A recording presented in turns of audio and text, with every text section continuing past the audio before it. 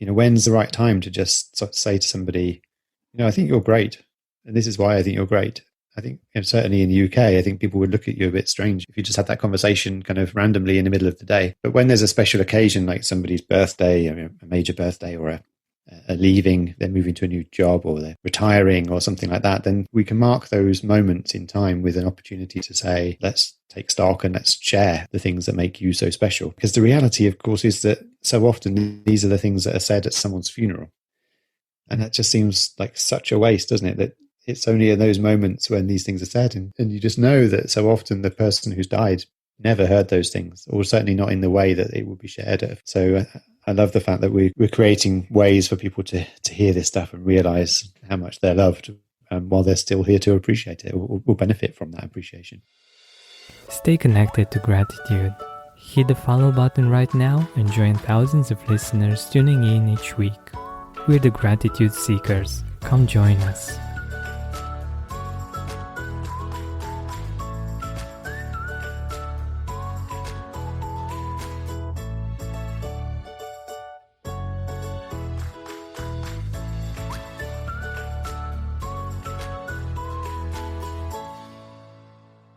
Hi, Gratitude Seeker. Welcome to a new episode of the Gratitude Podcast. Today with us, we have a business psychologist, a director of the Work Positive and co-creator of At My Best Tools, a person who's been doing some great work in helping people be at their best at work, but not just at work.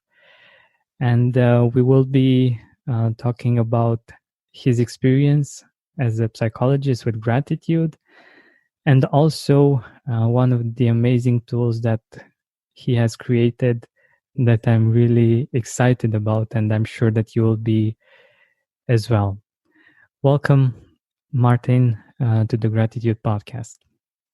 Thank you. It's really good to be here.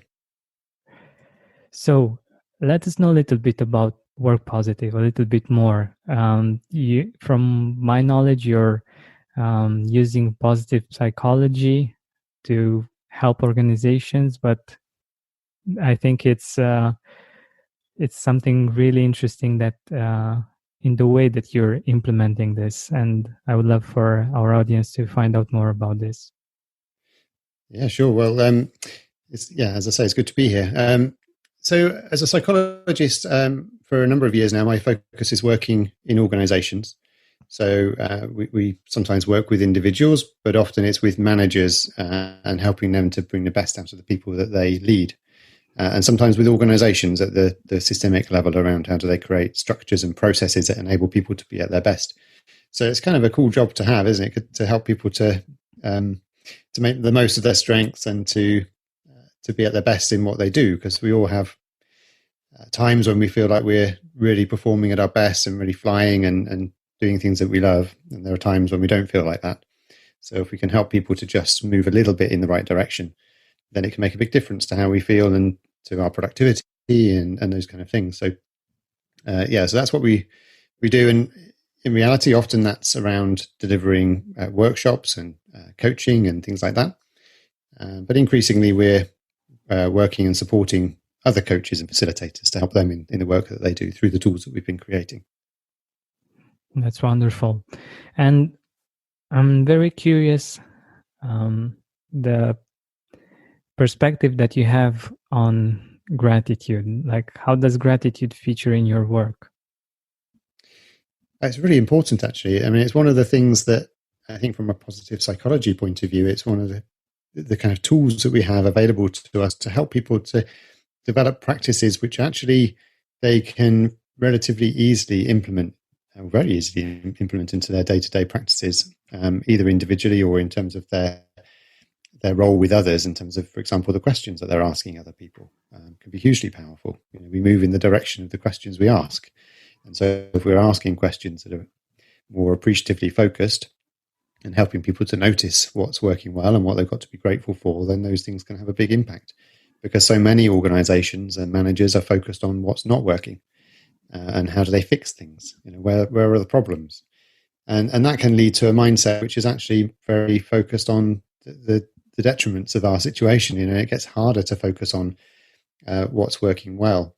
And so just by asking those questions or helping people to recognize the importance of those questions and taking time to experience being on the receiving end of some of those more gratitude focused questions is really impactful often. And it's very simple, doesn't have to take a lot of time, but it's very worthwhile doing. And one of the things I love about working with gratitude is that it's something that has a wider impact in a number of ways. I think if we can get better at being more grateful ourselves, and then that becomes evident to the people around us, then they are more likely, again, through that ripple effect, to notice the good things around them, but also around the communication between people. So in the exercises we do, where we ask people to give feedback to somebody else, to a colleague, for example, around the things that they are grateful for in that person and the things they appreciate about them, then there's a double benefit that goes on there, because it's not only a lovely thing and a valuable thing for that person to receive in terms of all those messages of appreciation and support, which is, of course, important because many people don't feel appreciated at work, even if they might actually be appreciated. They often don't realize because they don't get told. So that's really important, that the person receives the messages of gratitude and appreciation. But by asking the question in the first place, we're actually also helping the person who is giving that feedback, because we're helping them to reframe that relationship with that person, to think about the positives that they recognize in them and appreciate in them. And that can be really powerful in terms of the impact on that relationship between those two people. But in a collective, in a team, for example, when we have these conversations going on in all different directions, it can really take them to a much more positive place, a more supportive place, where they can perform at a higher level because of that mutual respect that they've shared, if that makes sense. Yeah, that makes perfect sense. And I wanted to ask you something from a psychologist standpoint. One of the things that I've seen that works great, and it's related to what you just said.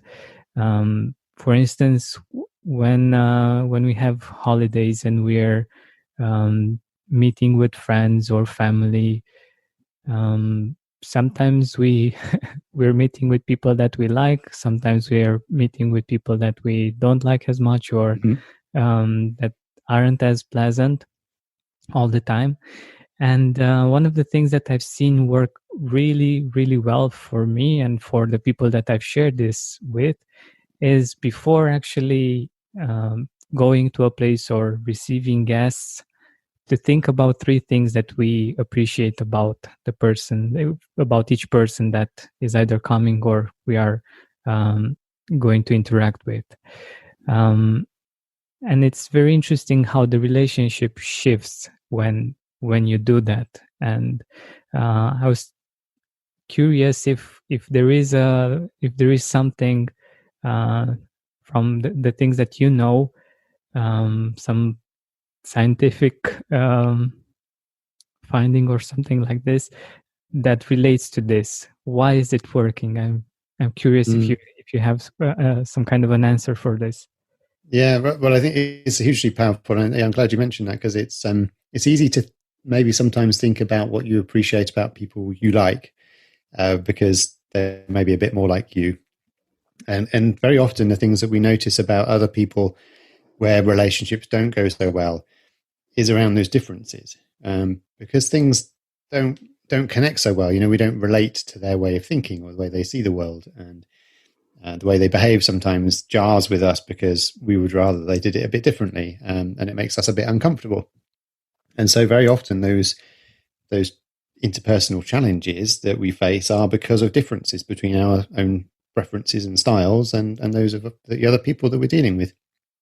And so naturally, as human beings, we have a negativity bias, unfortunately, but it's there for good reason. We need to be alert to problems and danger so we can act fast if we need to make a decision about running away or fighting the beast, whatever that threat is that's coming our way.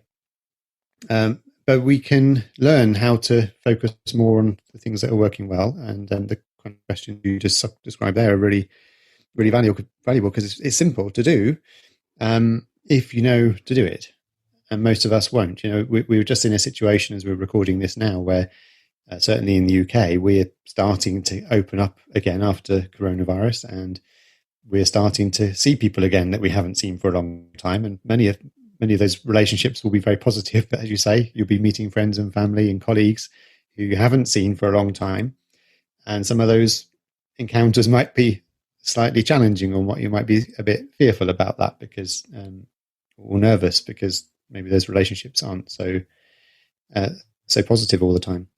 But I think the real power of it is the questions you ask there. I think that's the key thing. In any situation, as human beings, we can only process a small amount of the information that's around us because there's stimulation in every direction, isn't there?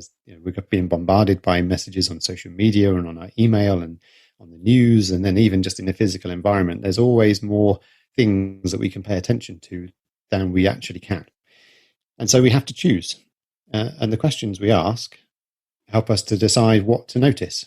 And in what you just described, that's a really lovely way of helping us to notice the good things in those people, because they will be there. In the vast majority of cases, there will be some good things that we can appreciate about that person. It's just most of the time that's not what we notice, because we notice the things that jar and make us a bit uncomfortable, which are usually the differences. But I think when we start asking those questions, then actually it doesn't take long before we realize actually there are benefits in those differences. It would be a bit boring, wouldn't it, if we were all the same? So then if we can start thinking about the value of difference between us, then that really opens us up to thinking, well, yeah, maybe it's a bit difficult sometimes, but that comes with benefits too, because they're so different. And then likewise, that might mean that there are things about us that they would appreciate because we're different to them.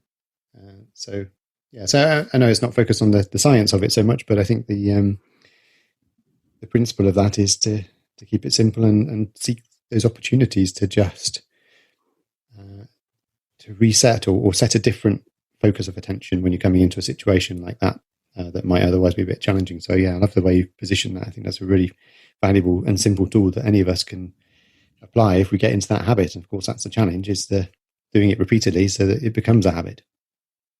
Yeah, exactly. It's actually one of the purposes of the Gratitude Podcast, to help people get new ideas and actually help implement some habits, some positive habits, some habits, of course, that have to do with gratitude into their life. And I believe they make a big difference when we are able to actually reach that level of habit, because we have all kinds of habits, whether we are conscious of them or not.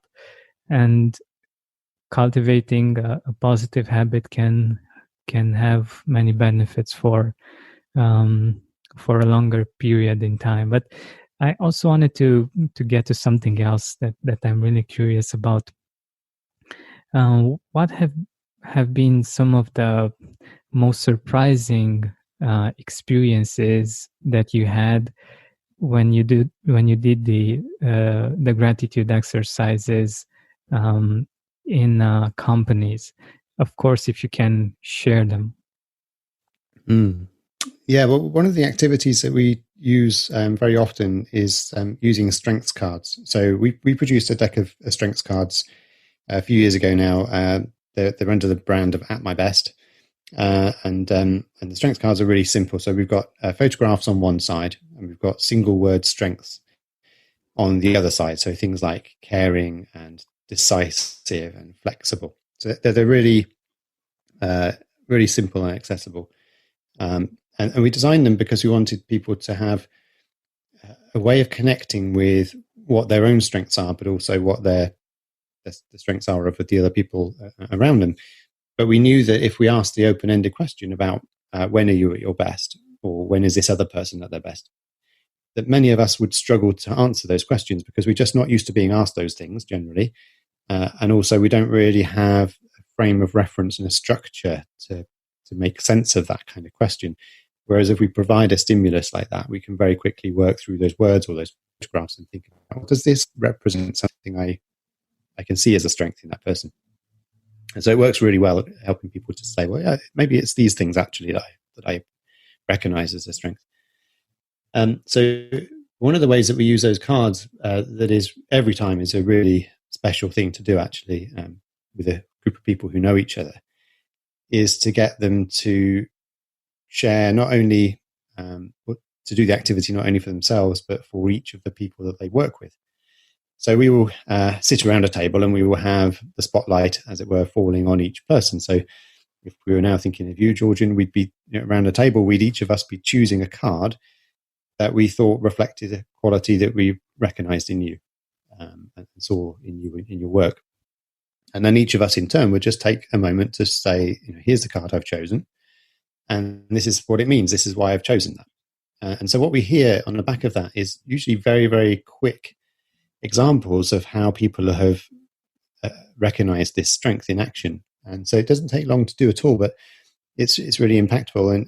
And it's typically things like, do you remember last Tuesday when this disaster project happened and we were all really stressed, and then you were the one who said to us that sort of that we've done this before and reminded us that actually we have got the ability in our team to be able to pull through this, and you were really calm. And so I might share with you that calm is the card I picked for you, and this is why. And so often his sort of doesn't ever really stop being a surprise in some ways, even though we've seen it many times before. The reaction from the person receiving this feedback is one of defensiveness and also kind of disbelief in a way. So very often people will say, well, that's not a strength. That's not special. That's just me. And what you always see in that example is everybody else getting very animated, saying, yes, exactly. Yeah, that's you. and that is special because you're the one in this team that does that. And we all really appreciate that. We value that. And so you have this kind of moment where people, you can see them thinking, oh, okay, I didn't think that was special. I just thought that was ordinary. But because for them, that's just the way they do things. And it feels ordinary because for them, it's not that difficult. It's just something that they do. But other people will look at that and with some kind of degree of envy and think, oh, I wish I could be like Georgian because he's so calm. And, that, so yeah, it's a shame in a way. It's lovely when they kind of realize and they open up to receiving those messages. And you do have to be prepared to engage in those conversations, I think, to be open to receiving that gratitude. But it's still a little bit surprising or disappointing, I think, when people don't already, especially when they're getting into their later years and have been in their careers for a few decades, and they still maybe don't naturally recognize something that is a strength of theirs and other people recognize them. That's so interesting, and I'm sure that many of our listeners are in the same position. I know I am, and I'm surprised when people sometimes tell me different things, good things. But yeah, I think it's something that's very necessary and very powerful that we don't usually do, because the way business works and even life in general is just focusing on solutions, on the problems, on the solutions, on the things that need to be done.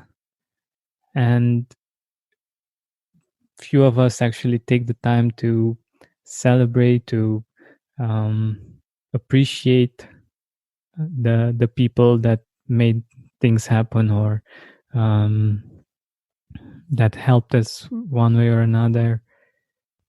And I think it's something really important. Because, yeah, it's really important. Yeah. And so many people leave their jobs because they don't feel appreciated. And so often, people only really find out how appreciated they are when they're leaving. It's at the leaving party, and there's a presentation from the boss, and the boss says, how wonderful this person is, and they sit there thinking, really, I've never heard this before. And that's a real shame, isn't it?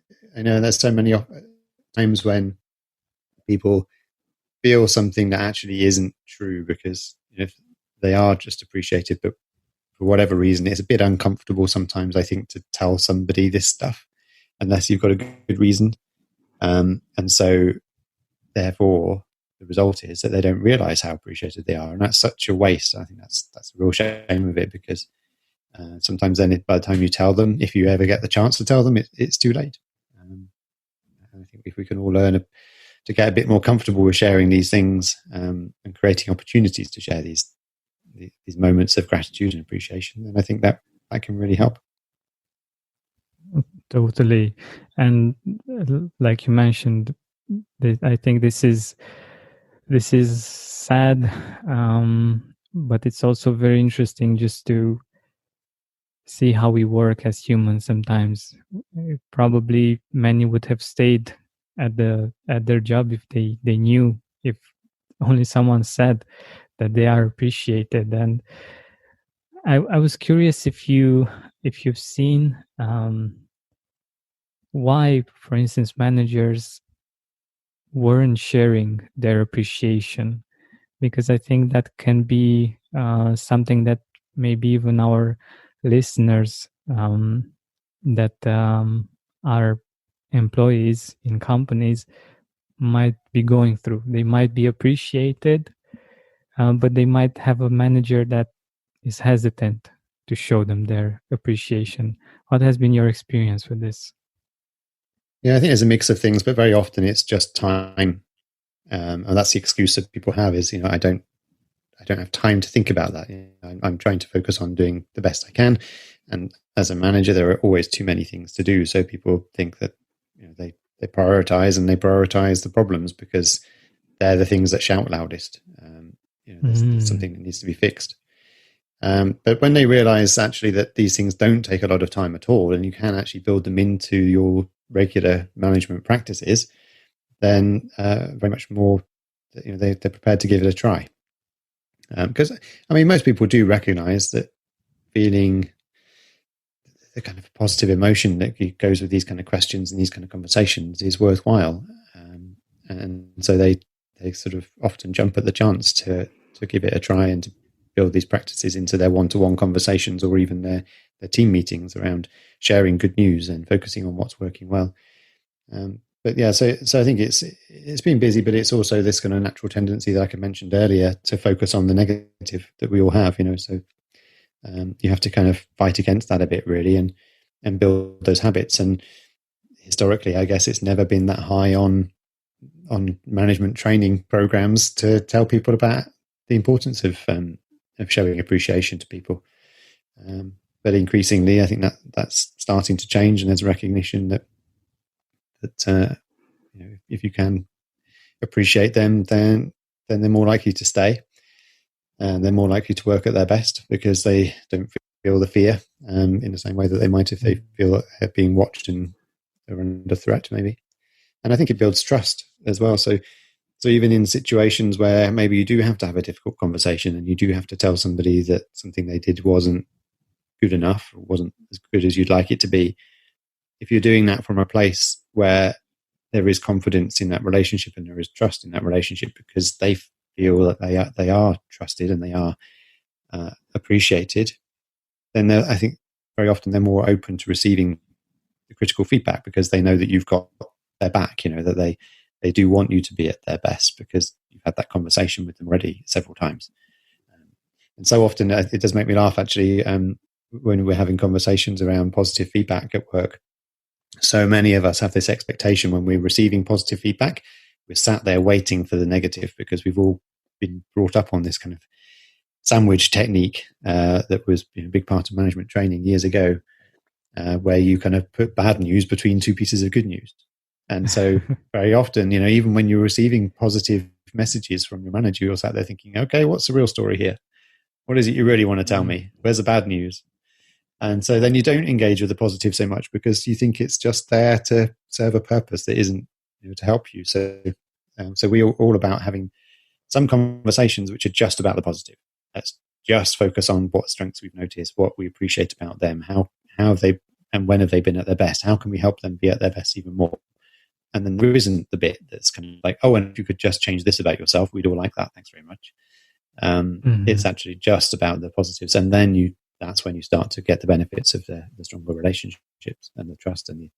Yeah, I think it's so interesting how we function as humans.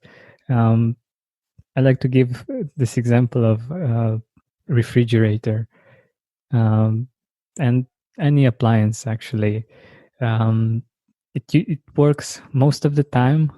Sometimes it doesn't, but when it doesn't, it's so annoying that we forget that the rest of the 364 days it's working, and I think it's somehow similar in our relationships as well, and at work, especially when there are all kinds of problems, all kinds of things going on, we focus so much on the problems and maybe on the person that maybe made a mistake or something, that we forget the rest of the 364 days in which everything was great, actually, or most of the things were great. Yeah, absolutely. Yeah, we do need to remind ourselves, don't we? We habituate very quickly as human beings. We kind of very quickly get used to our new circumstances when things are working well. It's like, if you got a Ferrari next week or something, you might love that for a few weeks, but before long you'll start noticing other cars which are nicer and better than yours, or a nicer color than yours, and you forget that 3 years ago you were driving a really rubbish car that was covered in rust. So we too easily going to get used to our current environment and take things for granted. So we need to remind ourselves sometimes and ask these questions just to appreciate what's already there. Exactly. And I think it's something that's very important to do, and very so like there is this saying with be the change you want to see in the world. We can be the people that are doing that and that are bringing that to the world and are appreciating other people. And I know that you have a tool for that too, not just for business, but also for everyday people. And I think we've talked a little bit about this before, about how it came to be, and I think it has a really interesting story if you want to share it with us. Yeah, so I described the exercise with the strengths cards a few minutes ago, where we can sit around a table and get people to share the things that they appreciate and value in each other. And a few years ago, we kind of recognized just how much impact that had and how useful it was. And we thought that it might be nice to create an online version of that exercise. So there's, as some of you will know, there's a management tool called 360-degree feedback, and it's used very often in large organizations, especially to help people to get feedback from all of those people around them. So they'll get feedback from their boss, and they'll get feedback from their peers and from the people who are reporting to them, and sometimes from their customers too. And very often these tools are numerically based, and so people providing the feedback will rate a number of questions. It might be 60 questions or 100 questions, and they have to rate on a 1 to 5 scale, for example, how good they think you are at that particular thing. And then they'll often add some comments in as well about things that they think you're doing well and the things that they think you could be doing better at. And we saw an opportunity to create something that was more positively focused, because we know from experience of the work we've done with organizations in the past that so often 360-degree feedback can actually leave quite a negative impact on people, because they've had often anonymous feedback and they've had comments from people about something that they find frustrating about them or difficult about them, or they wish they would do differently. And that can really have a significant impact for years to come, because they remember the comments and they're sometimes second guessing who it was who said these terrible things about them, sometimes in capital letters, and it's not a great experience. So we wanted to create a 360 feedback tool that was based just on strengths, so that there wasn't that kind of and or but kind of question in there. It was all about what is it you appreciate and value. And that's been a lovely thing. So, I mean, that's called At My Best 360. And you can see that at mybest.com if you wanted to go and have a look at that for yourself. But that's designed as a tool for people to get feedback from the people around them, whether that be at home or at work. In fact, actually doing both is really valuable. So you can see what kind of strengths do people at home appreciate in you, and is that different to the strengths that your colleagues see in you. So you can ask up to 12 people to give you feedback, and they will choose the cards. So they choose between 4 and 8 words from the word side of the strengths cards, and they explain why they've chosen those cards, why that was particularly relevant for you and the strengths they see in you. And they can also choose between 1 and 3 photos that are a visual metaphor for the strengths that they recognize in you. So it's been a lovely tool, and people have really appreciated doing it, and that's all good. But actually, one of the things we found with it is it's sometimes a bit difficult to ask for feedback about yourself when you're only asking about strengths. It's more commonplace to say, can you give me some feedback? And I want some good stuff, and I want to know the things I can do differently. And that can be helpful, of course, but it's a bit more difficult in a way to say, hey guys, can you tell me what's great about me, in the nicest possible way? But what's more common and more comfortable is to want to do that for somebody else, so that you can gather that feedback for somebody else and then share it with them, so they can learn what other people value in them and appreciate in them. And sometimes when people most need to hear those things, maybe the times when they're perhaps least likely to go and ask for that feedback themselves, because they're struggling a little bit in some way, or they're finding something difficult. And so we had a few people who were very keen to go through At My Best 360, but for somebody else. And sometimes, although our system wasn't designed to do that, it was very much designed for the individual to own that process of collecting the feedback.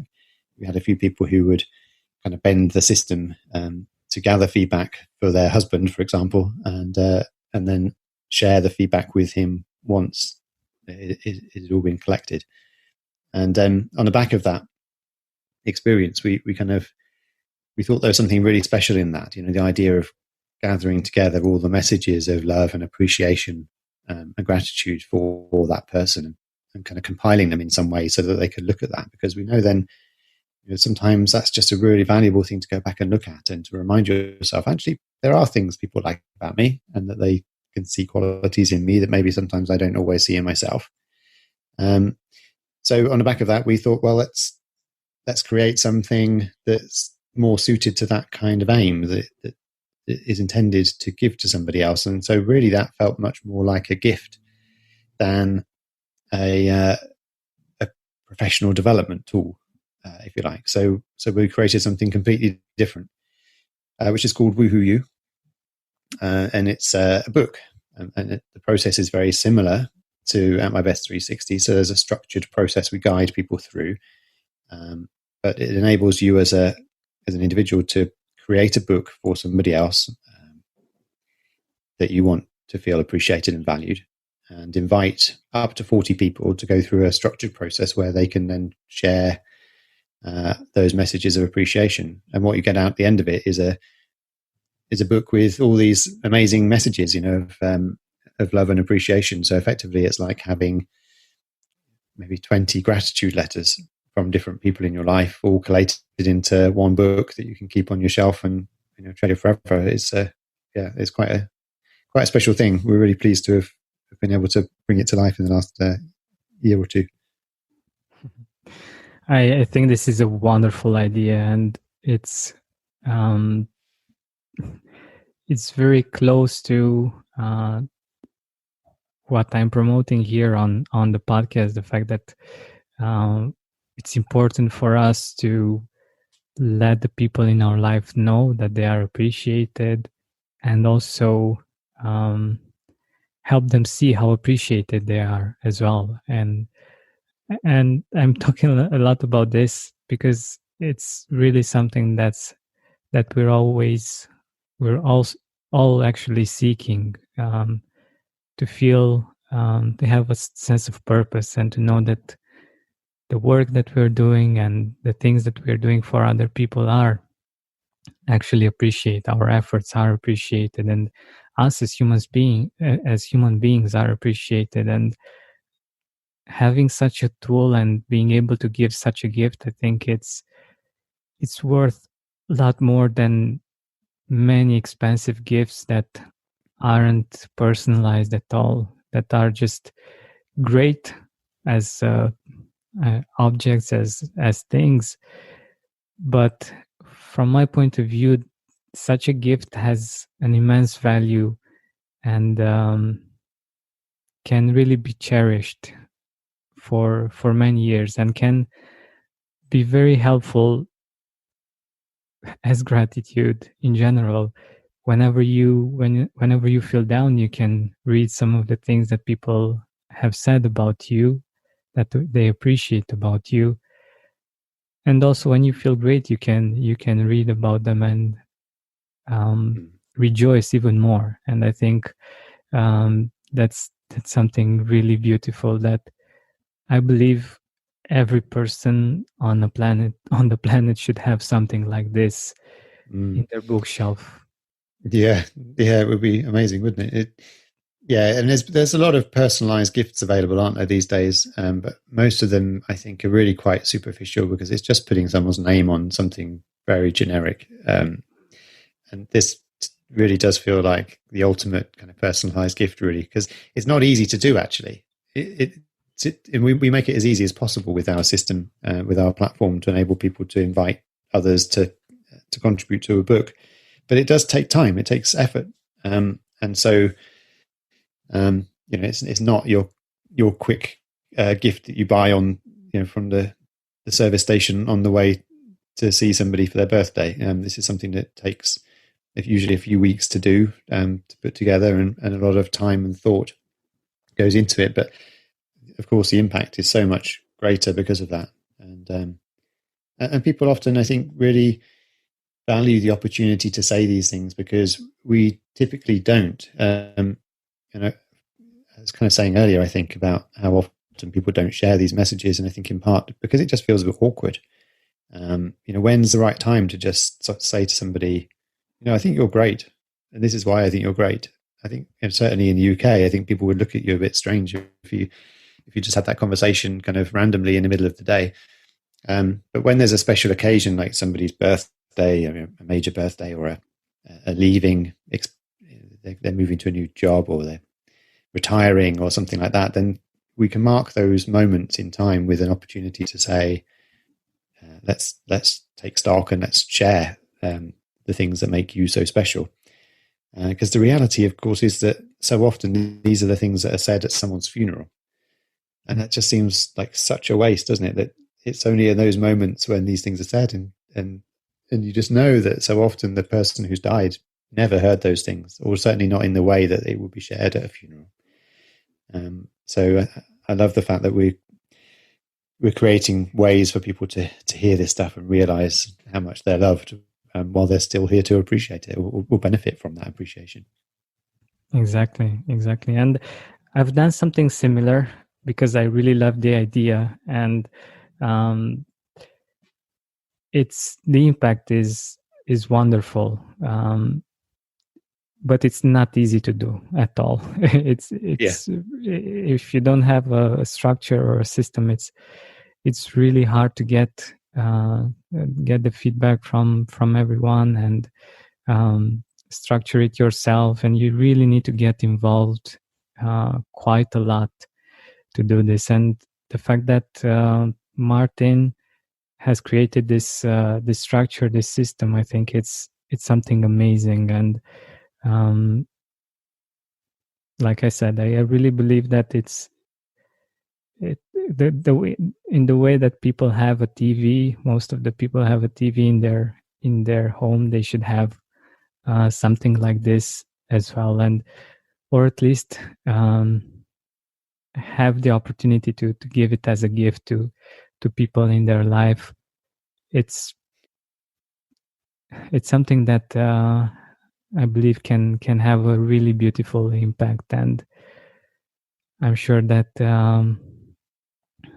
you as gratitude seekers know this already, and I really hope that you will choose to go for it, and to give this experience to the loved ones in your life. And Yeah, I believe it's something that can have a huge impact, and for many years. And like Martin said, the fact that sometimes people hear these beautiful things about themselves, or actually they don't get to hear them because we don't say them before they go.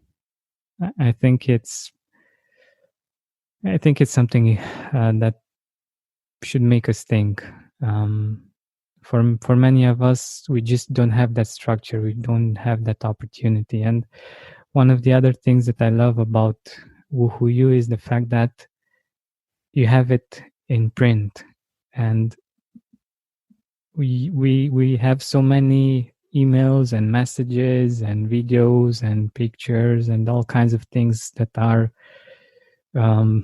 abundant, let's say, in our life. But having something that's physical, that we can touch and that we can look through, that we can smell, that we can experience with our hands, I think that makes for something really special. And yeah, I'm really glad that this kind of a product exists.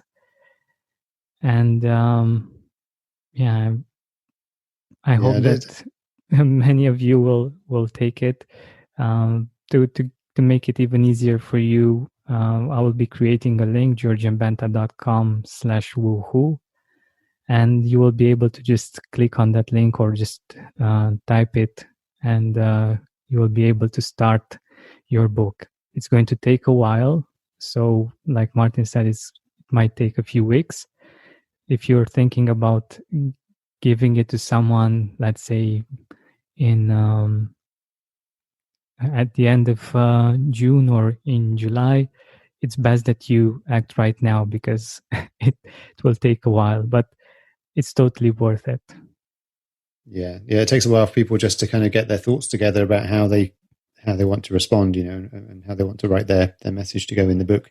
And we have had people do it very quickly, but generally, that takes a bit of persistence on the part of the organizer to be chasing people and encouraging them to kind of do it as fast as they can. So you don't want to allow too long, because equally we all know that experience. If you leave it a long time for people to respond to something, then they will take as long as you give them. But so typically we say that it's 2 to 3 weeks for that process of people to collate those or receive those contributions from everybody that they've invited. And it depends how many people you want to invite. So, I mean, we typically have 10, 12 people contribute to a book with their messages, but it can be as high as 40. So obviously the more people you have, then the longer it might take to get everything back from those people. Yeah, I wanted to mention, you talked about the value of having something like this in a tactile, tangible form, like a printed book, and that's something that we really wanted to make sure we tapped into and make it a quality book as well. So we've got a great printers in the UK. It's actually one of the it's a company that does the bookbinding for the Queen of England. So they're a good quality company, and so we're pleased to be partnering with them to kind of produce the books. And so we have a simple printed version that they produce for us, but we also have a hand-bound, linen-covered version as well, which is really special. So yeah, it does make it something that feels like you say, something you want to keep on your shelf forever and get out and look at on a regular basis. And people tell us that they have, the ones who've produced the books. In the last few months, we've had some amazing feedback about the impact it has, not just on the person who's received it, but also on the person who's organized it and the people who've contributed to it. And that's one of the things I love most about this as a tool or a gift, really, is that it's a gift that gives to many people. It's not just for the person who receives it, because we're giving everybody who's involved the chance to stop and appreciate and be grateful for that person.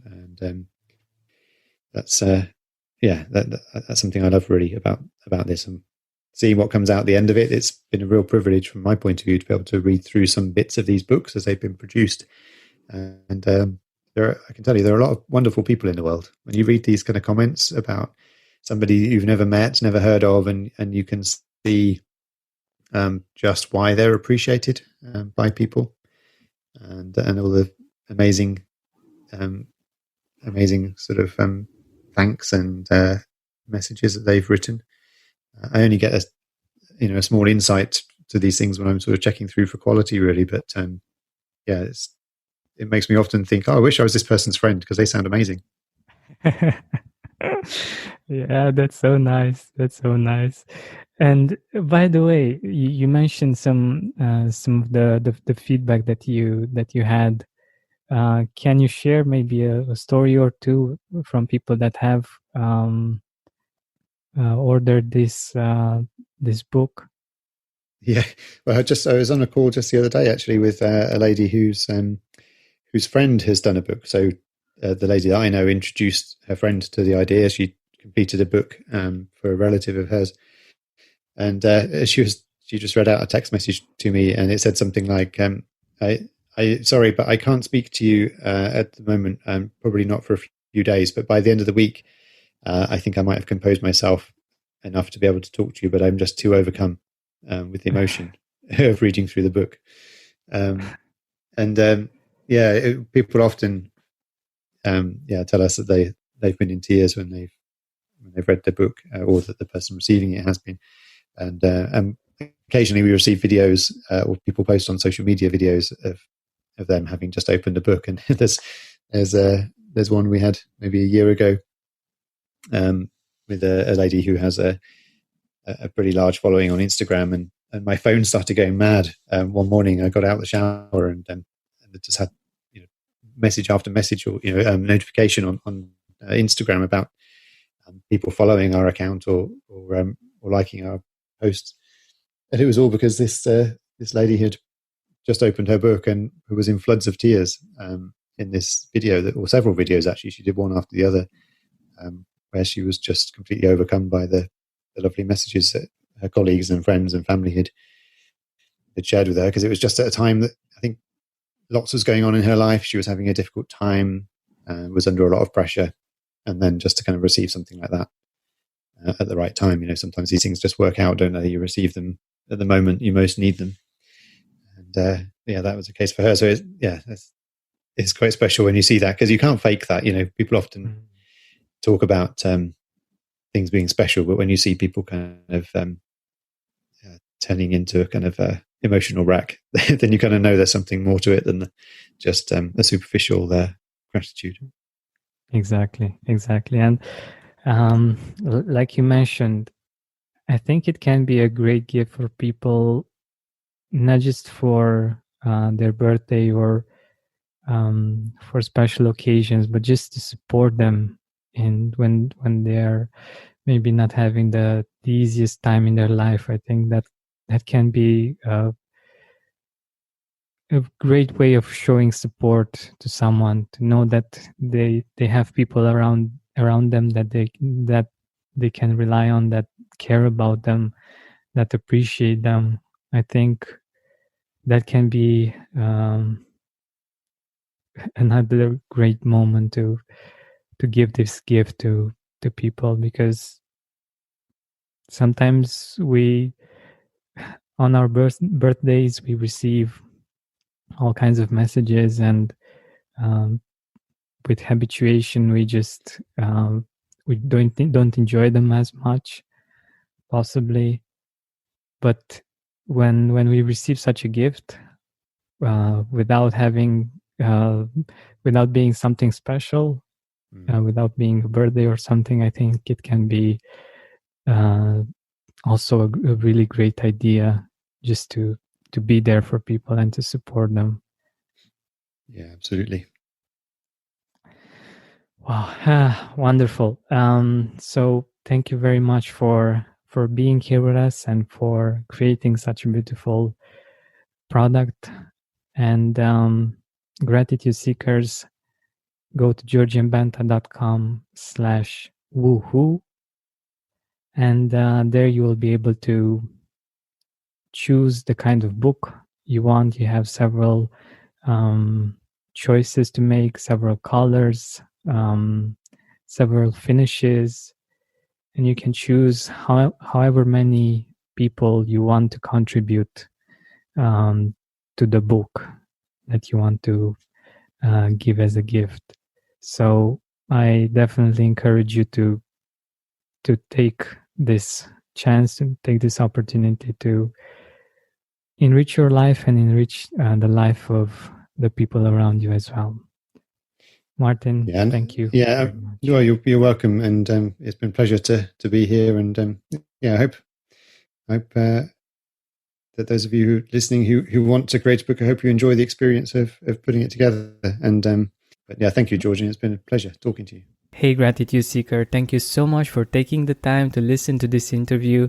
I really appreciate it. And if you could think of one person that would also benefit from it, share it with them. It might actually be the inspiration that they need to make their day or maybe even their life much better. Thank you so much once again. This has been Georgian Benta. Don't forget to keep seeking and spreading gratitude. Summer concerts, pool parties, chill nights under the stars. We're stocking up our closet so you're ready to look your best for all of it. At Plato's Closet in West Ashley and North Charleston, we're buying all things summer. So bring in your tees, tote bags, sandals, sunglasses, and more. We pay cash on the spot for gently loved name brand looks. Plato's Closet is the go-to destination for trend-forward teens and young adults who support local and shop sustainable. Visit Plato's Closet today. Plato's Closet, located in West Ashley on Sam Rittenberg Boulevard and North Charleston on Rivers Avenue. Are you experiencing more lack in your life than you used to? Unfortunately, some things are not in our control, but we can control how we see them.